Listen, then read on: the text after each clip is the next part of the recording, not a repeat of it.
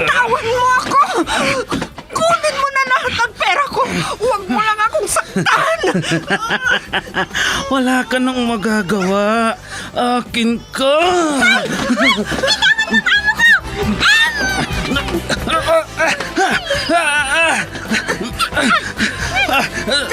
Sino kang pumulupot sa likod ko? Bumaba ka dyan.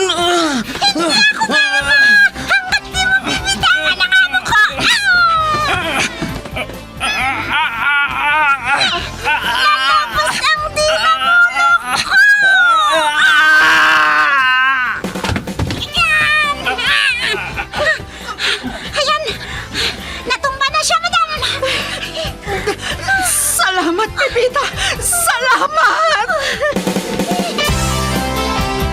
Super Pipita, ang balikbayan na OFW, survivor mula Iraq, palaban sa hirap at nakahandang magsakripisyo sa ikabubuti ng karamihan, kabilang sa mga naturingang bagong bayani ng bansa.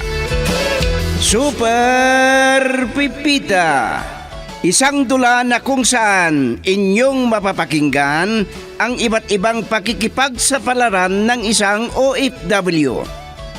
Super Pipita, mula sa Lovelet Artist and Talent Center Drama Productions, handog sa inyo ng #1 and most trusted radio network in the country, Bombo Radio Philippines. Basta Radio Bombo.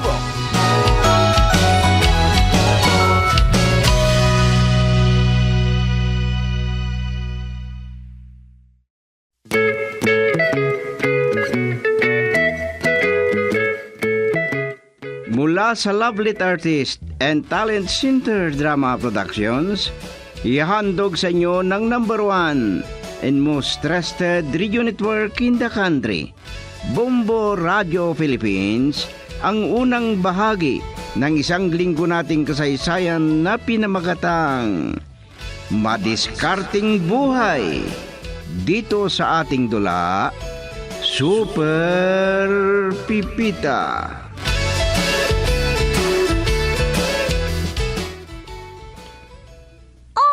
Akala ko may kasama ka dito sa garden, kamuto. Pang-tatluhan kasi ang dinala kong merienda. Oh, nasan na yung kasama ko? Nasa likuran ko lang siya kanina eh. Kausap ko pa nga siya. Pero boses ko naman ang naririnig ko. Anini mo lang naman ang nasa likuran mo, huy. Wala nang iba. Sinabi ko na nga ba eh. Hindi ako maiwan-iwan kasi anino ko ito. Kahit saan ako pumunta, sumasama. Yan nga, akala mo ibang tao, anino mo lang pala. Niluluko mo lang ako? Pinapatawa lang kita. Hindi lang yata pang-tatluhan ng dalamang merinda. Ang daming pansit. May bilo-bilo pa. Siyempre naman. Para mabusog ka. Halika na, magmerinda na tayo. Ay, magmerinda ka na pala. Bakit? Nagmerinda ka na ba? Hindi pa naman. Kung ganun, halika na. Ubusin natin ang dala mo. Akala ko kasi may kasama ka dito sa garden, kaya dinamihan ko. Namimiss namin ang pagdadala mo ng merinda dito sa garden. Kung wala ka, wala na. Ano? Parang gusto mo na akong umalis Malay ko. Baka bukas makalawa may tatawag sa'yo. Hindi natin masasabi ang panahon, di ba? Pero alam mo, Pipita, kung ako ang tatanungin mo, kahit hindi ka na pumasok bilang katulong, Bakit naman? Wala ka namang binubuhay. Nag-isa ka nga lang eh. At saka... Saka ano? Bakit di mo ituloy ang sasabihin mo? Wala. Wala, Pipita. Ay, nako. Ano ba ang sabihin mo sana? Wala nga. Huwag mo nang tanungin.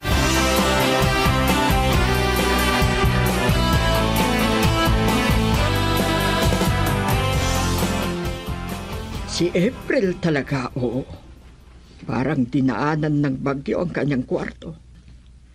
Hindi na tinupi ang kanyang kumot. At ano itong basa?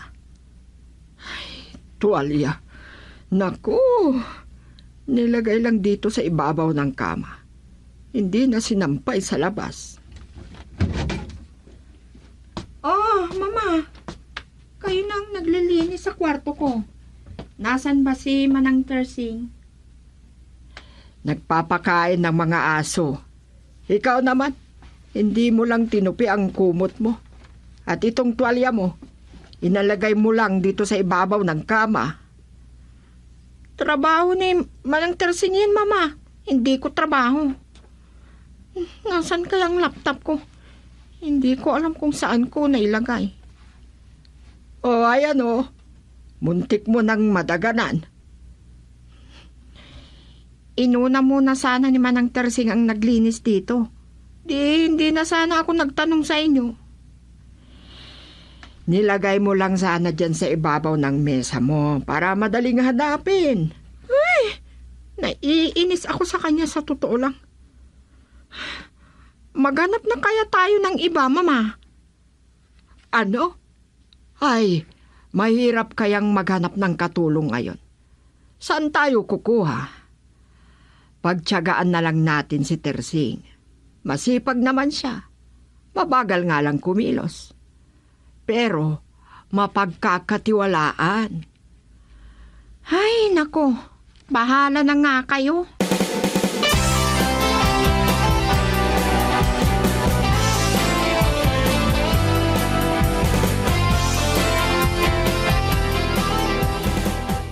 Hoy, ikaw na babae.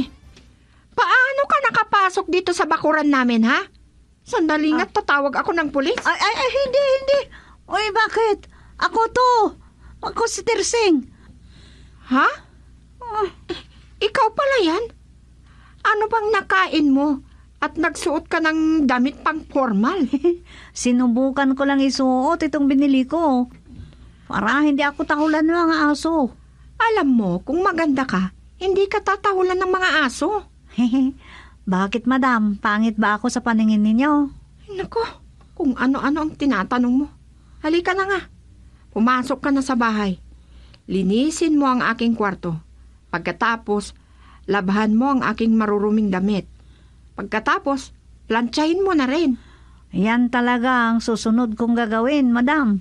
Kahit hindi nyo sabihin sa akin.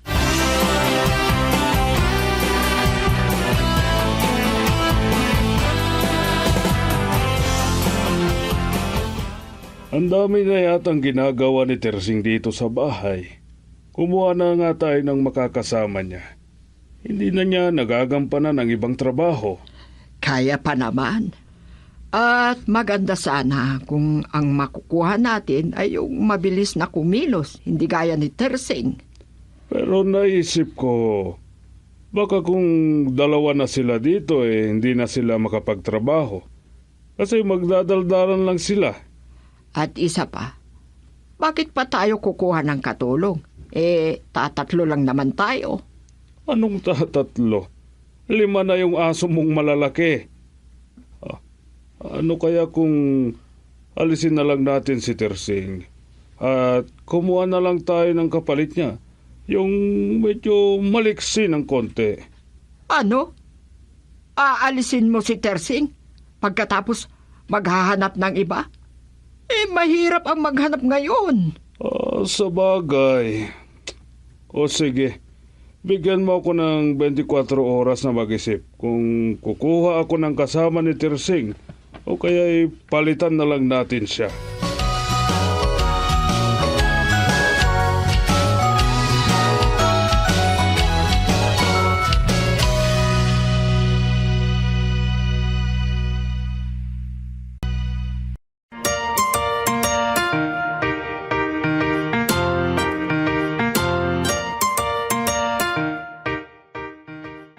Kakaiba ka talaga, Tersing. Yung pangbahay na damit, plinansya mo pa. Sinabi kasi ni Ma'am April, ang pangbahay niyang damit ayaw isuot kapag gusot, kaya pinaplansa ko na. Ay, Nakakatuwa ka, Tersing. Salamat naman kung natutuwa kayo sa mga ginagawa ko, madam. Basta pagbutihin mo lang ang trabaho mo para hindi ka tanggalin ni Facundo. Ha? Aalisin niyo ba ako, madam? Hindi pa naman sure. Pero kung ako ang tatanungin, gusto ko na manatili ka dito. Kasi naaawa ako sa'yo. Ay, salamat naman kung ganun, madam. Salamat, salamat. Bakit mo ako niyakap? Sabihin niyo na lang kay Sir Facundo, huwag niyo akong alisin. Kumuha na lang kayo ng kasama ko dito. Parang awan niyo na, madam. Huwag niyo akong alisin.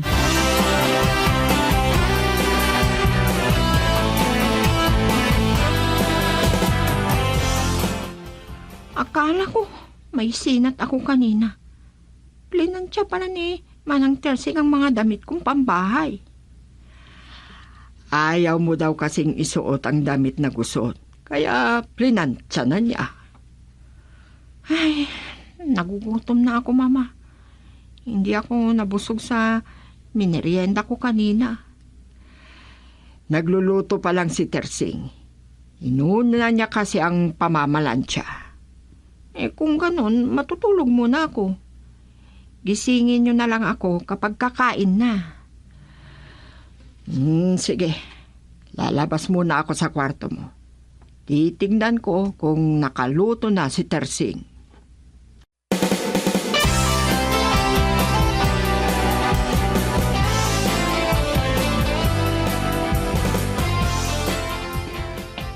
Kamu daw. Para hindi ka antukin habang nag-uusap tayo, magkape ka muna. Ay, hindi naman ako aantukin. Lalo na kung ikaw ang kausap ko. Oo, di nga. Ate ka, parang ang lalim ng iniisip mo dyan. May naalala lang ako, Pipita. Pwedeng malaman? Ay, naku, secret. Pero huwag kang mag-alala. Sasabihin ko rin yan sa takdang panahon.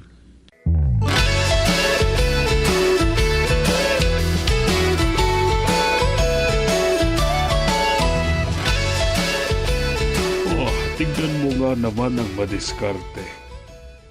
Talagang sadyang malapit sa akin ang swerte. Kung ganitong marami akong binibilang na pera, hanggang langit ang aking tuwa.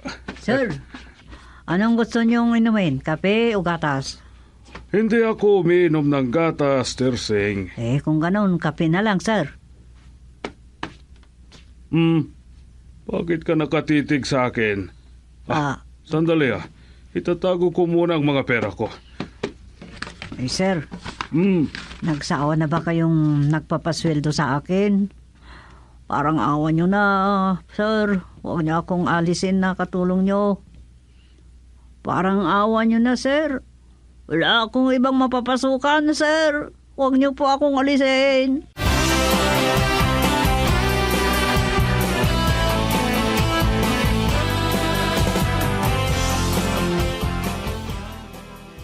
Manang Tersing, wala na palang laman ang rep.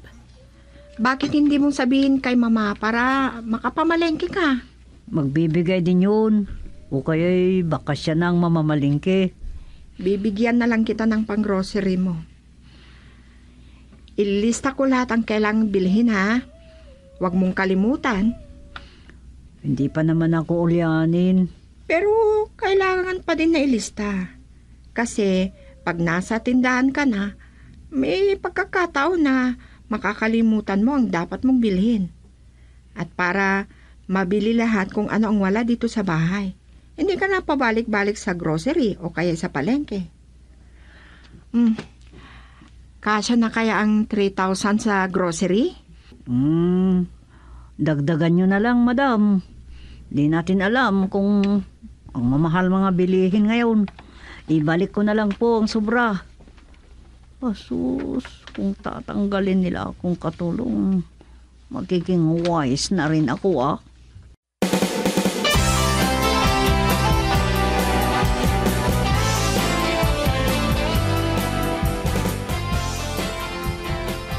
Malapit nang sumapit ang 24 oras. Natatandaan mo ba yung sinabi ko sa'yo kahapon? O ano, aalisin mo na si Tersing. Nasaan ba siya? Lumabas silang dalawa ni April. Anong desisyon mo? Alam mo, nakausap ko kahapon si Tersing. Sinabi ko yung plano mo. Alam mo ba, nagmamakaawa sa akin. Mangiyak-ngiyak nga siya eh. Alam mo, naisip ko din yan. Kaya ang desisyon ko, kukuha na lang tayo ng kasama niya. Hindi na natin siya papalitan. Ano? Magiging dalawa ang katulong natin? Kung gusto mo pa nga, kanya-kanya tayong katulong eh. Isa sa'yo, isa kay April. Iba pa yung tagalaga ng aso. Marami akong pera. Kung pera lang ang pag-uusapan, no problem sa akin yan.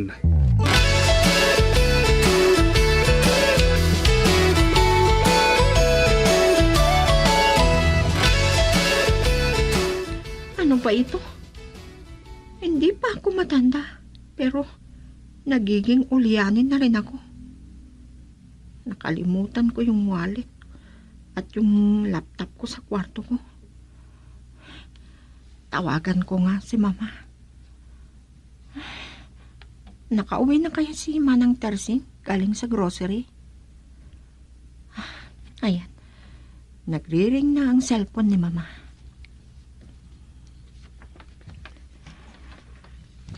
Hello, Mama. Nakalimutan ko yung wallet ko sa kwarto ko. Pati na rin yung laptop ko.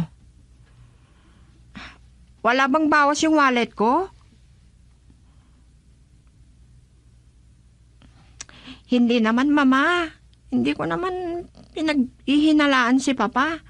Dahil alam ko naman na hindi niya problema ang pera. Oo nga Mama. Ilang taon pa lang ako pero parang ulyanin na. Oo nga, Mama. Baka kapag nakipag-asawa ko, makalimutan kong may asawa na pala ako. O, sige, Mama. Utusan nyo na nga si Manang Tersing na dalhin niya ang wallet at laptop ko dito sa opisina. Ano?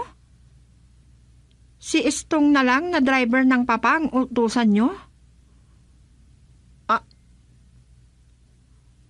Wala pa si Tersing dyan sa bahay?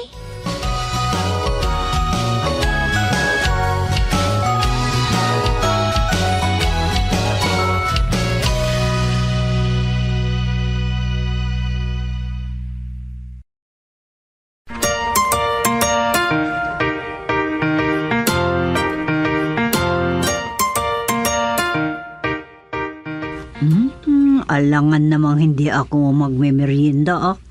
Nagutom ako naman na malingki. Mag-order pa ako ng pansit.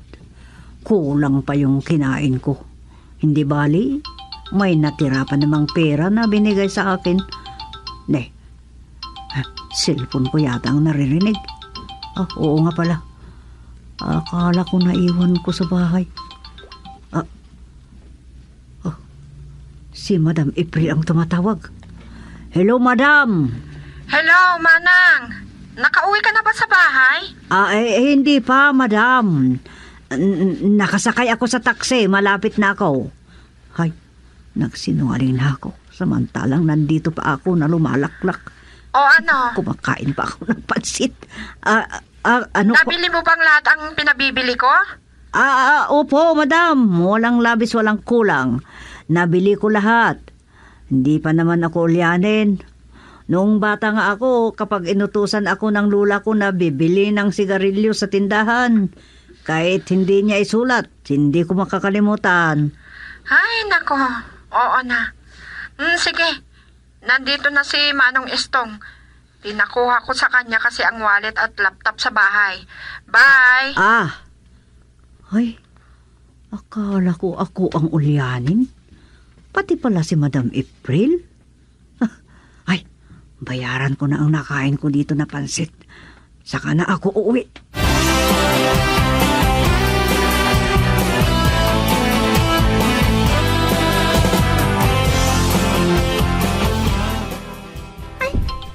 Parapait agency itong tumatawag. Hello? May nangangailangan na naman ng katulong, madam? Sige po, madam. Kahit bukas na ako luluwas. Upo. Ihanda ko lang mga dadalhin ko. Sige po, madam. Bye-bye. Ay, naku. Nagkatotoo ang sinabi ni Kamoto sa akin. Lilisanin ko na naman ang bugyasan.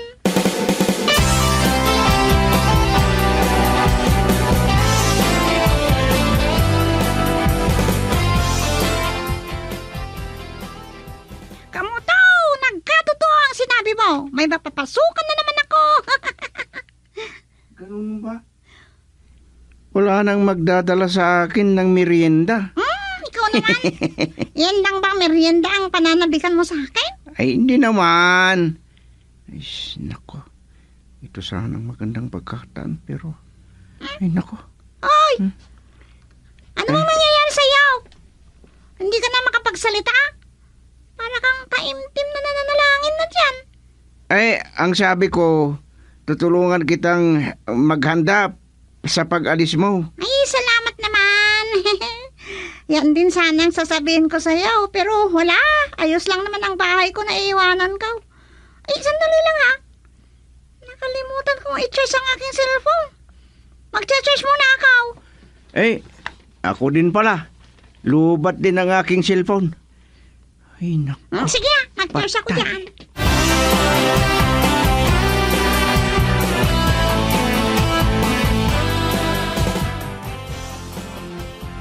Ay, may nakalimutan ba akong bilhin? Parang kukunti ang nabili ko kanina. 3,000 ang binigay sa akin ni Madam Aprila. Ay, ang sakit ng ulo ko nag-isip. Nagluluding pa ang utak ko. Erseng, ikaw ba yung nasa beranda? Gising pa pala si Sir Facundo. Opo, sir. Hindi pa kasi ako ninaantaw. Patayin mo ang ilaw kung hindi mo ginagamit. Opo, sir. Papatayin ko mamaya kapag matutulog na po ako. Hindi mo ba narinig ang sinabi ko? Patayin mo ang ilaw kung hindi mo ginagamit. Bakit nakaswitch ang ilaw sa labas? Ha? Asos, pinapapatay ang ilaw sa labas. Ang dilim.